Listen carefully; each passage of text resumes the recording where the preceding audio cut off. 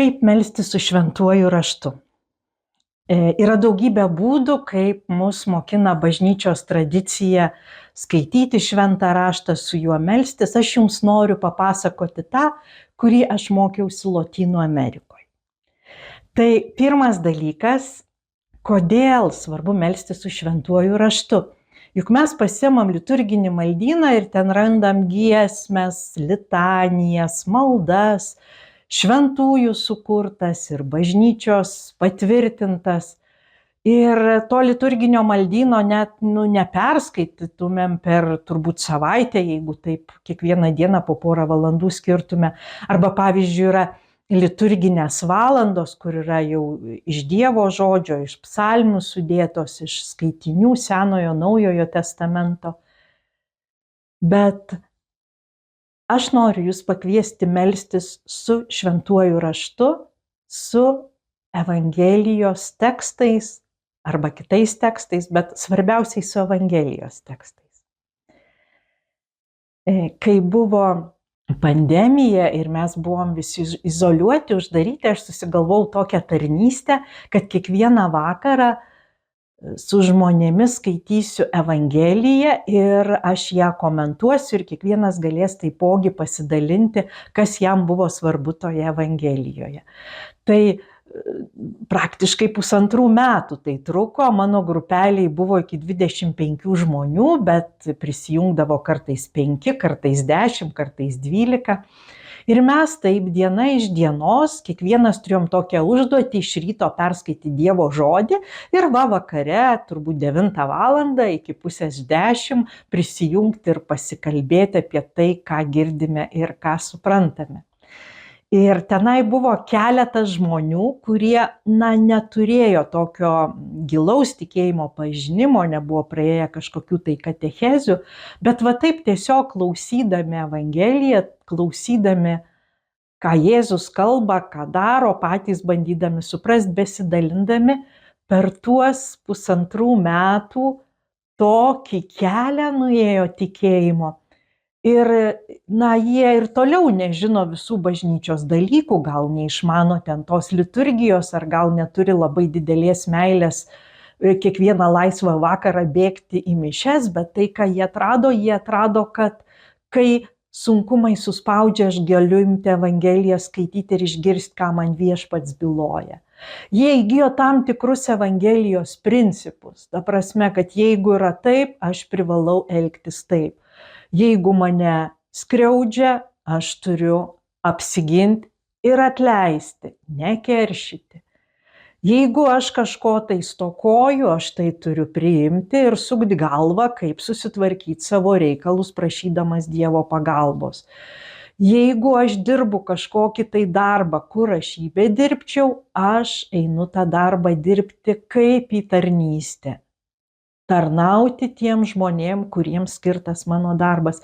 Ir tokių daugybė nuostatų, kurias galime atpažinti Naujajame testamente, Evangelijose, skaitydami kiekvieną dieną mes jas priimam, mes jas suviduinam, jos tampa mūsų nuostatom. Aišku, visada yra provokuojamos pasaulio nuostatų, nes pasaulį tai tu turi lipti per galvas, tu turi valdyti, tu turi prasisukti, tu turi nutylėti, tu turi susitvarkyti, nes kitaip neišgyvensi. Ir pagal Evangeliją dažnai būna visai ne taip.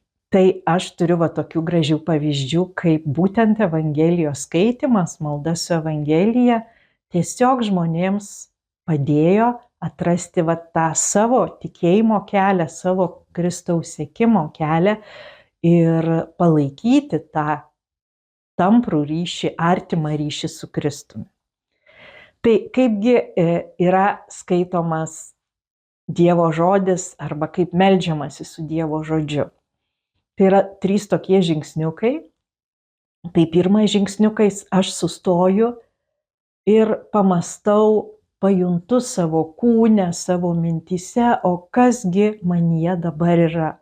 Kokie mano troškimai, kokios mano problemos, kokie mano klausimai, kokie mano norai. Įvairiausi dalykai yra mumyse ir mes pradedam nuo to.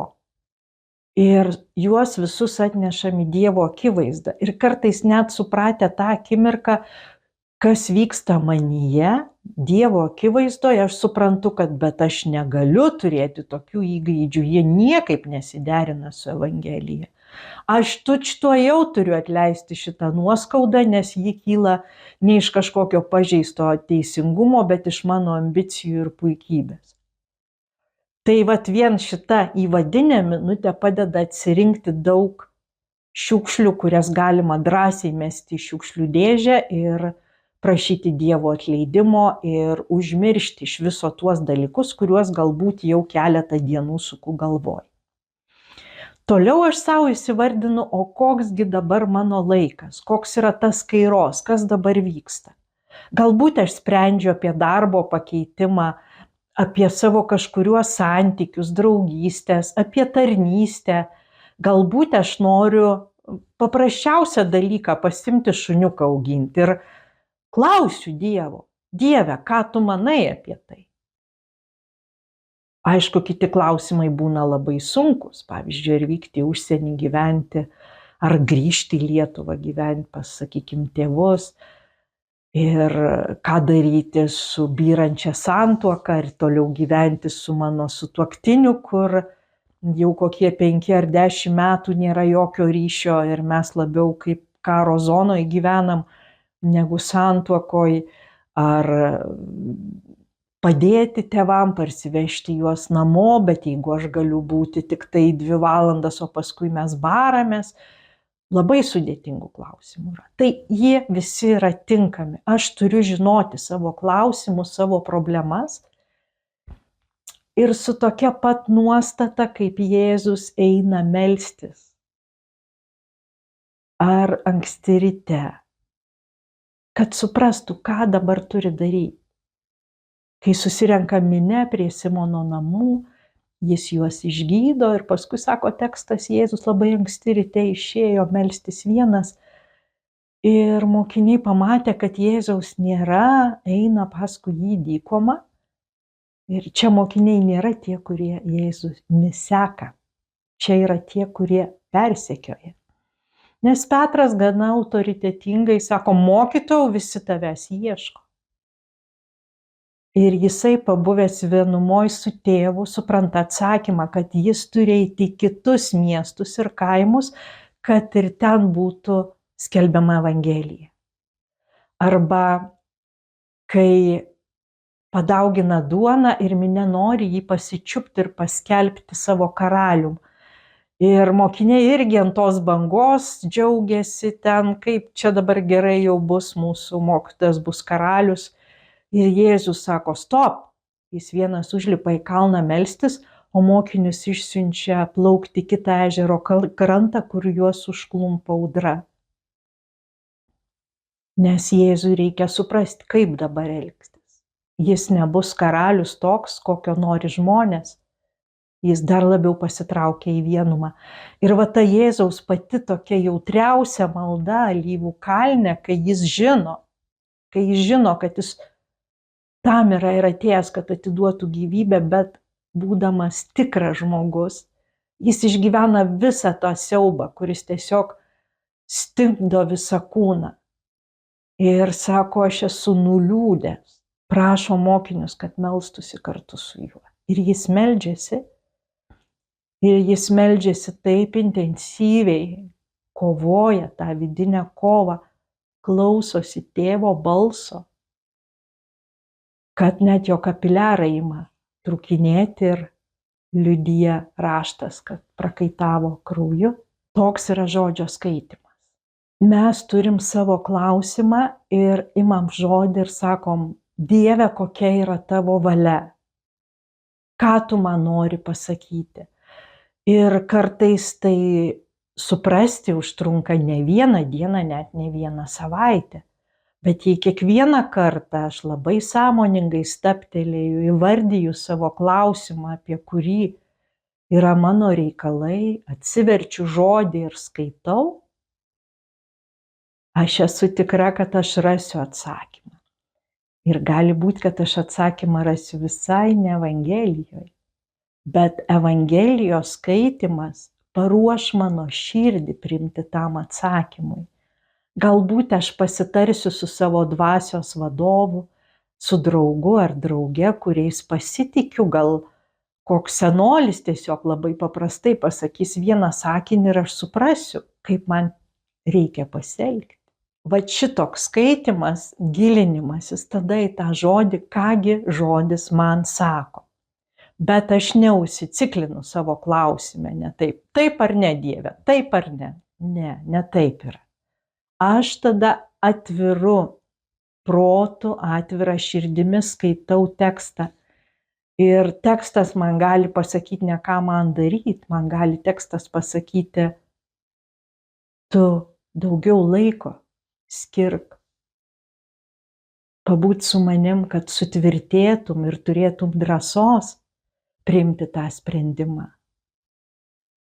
Tu pasirūpink savim, nes kitą gali mylėti tik tiek, kiek pajėgi save mylėti. Ir jeigu tu esi pervargus, tai tavo santykiai byra ne todėl, kad kitas žmogus nekoks, bet todėl, kad tu neturi resursų jį įsiklausyti, su juo būti, ieškoti naujų sprendimų.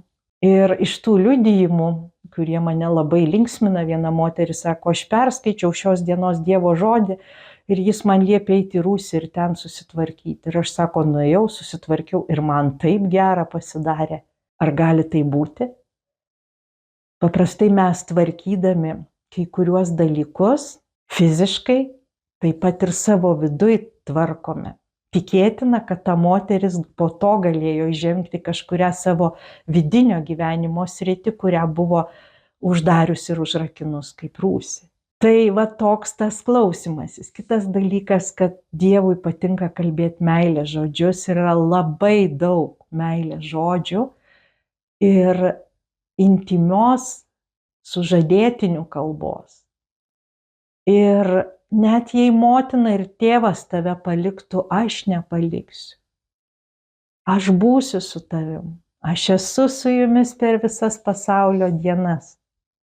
Tu man esi brangus. Yra daugybė žodžių, kuriais šventajame rašte Dievas išsako savo požiūrį į mane. Ir dažnai mano vidinis kritikas man sako, kad aš nepakankama, netinkama, kad gal čia su manim nekalbės Dievas ar kažkas man nepasiseks. O Dievas sako, o ne, jeigu aš esu tavo gyvenime svarbiausias, tai visa kita tvarkoj. Visa kita tvarkoj. Man labai patinka apaštalo Pauliaus, kuris sako, aš tai savo silpnumais noriu girtis, paniekinimais, pažeminimais. Nes kai aš esu mažas, kai aš esu silpnas, tada Dievui manyje lieka daugiau vietos. Tai va toks skaitimas keičia vidų. Toliau paskaičius, pasišneku su Jėzumi, kągi tu man Viešpatie sakai. Ir įsiklausau savo viduj, savo širdį. Ir man taip neretai būna, kad aš noriu imti, eiti, keisti, daryti, o jisai sako, tu ramiai, melskis, lauk, ateis metas, bus proga. Ir vietoj to, jeigu aš neskaityčiau Dievo žodžio, aš ateičiau ir sakyčiau, Dieve, tu ten jį pakeisk, tu sutvarkyk tą situaciją, tu padaryk tą, tu padaryk aną. Dabar aš sakau, Viešpatie, tai tu man duok kantrybės ir nuolankumo, žvelgti tuos dalykus, kuriuo aš negaliu pakeisti. Aš norėčiau, kad dalykai vyktų kitaip ir mes visi matom, kad teisingumas lieka kažkur šone, bet aš negaliu jo šiandien įgyvendinti kažkurioj vietoje ir kažkurioj aplinkoj. Arba neretai man atrodo, kad gal čia dalykai nesvarbus, beprasmiai kažkokie tai, ar kažkokie užsiėmimai beprasmiai. Ir kai aš lieku maldoj, kai aš kalbuosi su Jėzumi, skaitydama Evangeliją, aš pamatau, kaip tas žodis vyksta, kaip tas žodis išsipildo žmonių gyvenime, kur aš darbuojuos, kur aš kažką darau.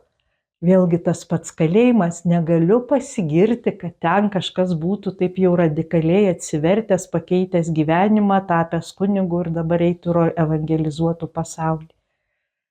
Neturiu tokio nei vieno. Gal kažkur yra, bet aš nežinau.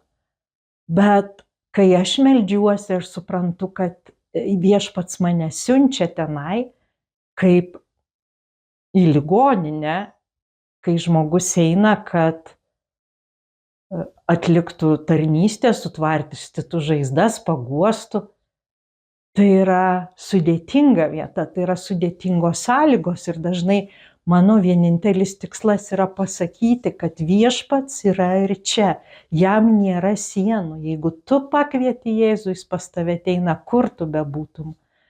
Ar kameroj, ar laisvėj, ar kelionėj, ar autobuse, ar savo lovoj, ar lauke, nėra svarbu. Ir kad Viešpats džiaugiasi tokiu mano darbu, nors aš gal norėčiau kažką tai tokio labai daryti reikšmingo, kur ten matytųsi rezultatai, žmonės atsiverstų ten kažkaip tai. Tai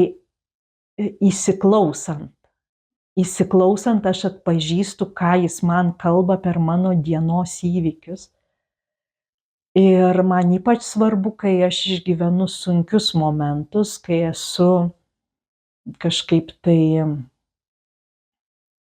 apšmeižiama arba užsipulta ar atmesta, kai žmogiškai iš tikrųjų jausčiausi sugniuždyta, aš ateinu pas Jėzų ir sakau, aš gavau žinutę, kuri man yra sunki. Aš noriu, kad tu paaiškintum, kodėl šitas dalykas turėjo įvykti mano gyvenime, ką aš iš jo turiu suprasti ir išmokti, ką tu man sakai.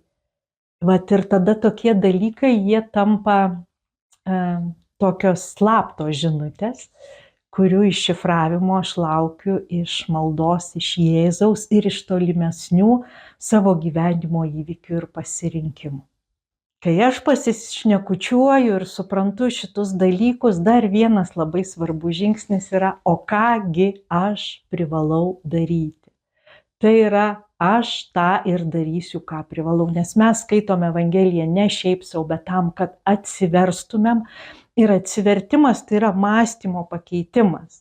Kad ir mažam dalyke, aš kitų žvilgsnių žiūrėsiu į darbą savo, aš kitų žvilgsnių kalbėsiuosi su kažkuo, kas man sunkus yra pašnekovas.